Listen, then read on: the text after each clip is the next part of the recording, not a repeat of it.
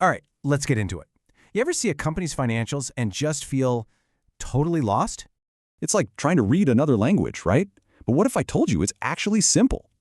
See, to understand any business, you just have to ask three really basic questions. What does the business own? What does it owe? And how much money did it actually make? So accountants are basically historians. And these three statements, they're the history books. Let's look at the first two questions. First up, the balance sheet.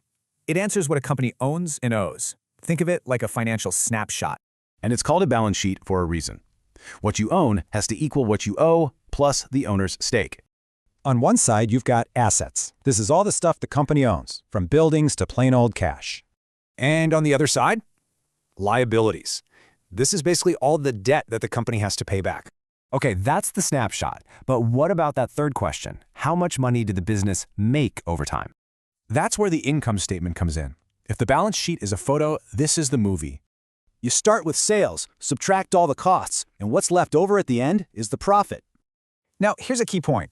Profit is counted when a sale is made, not when the cash actually shows up. And that creates a gap, right? Profit isn't the same as cash in the bank. So how do we track the cash?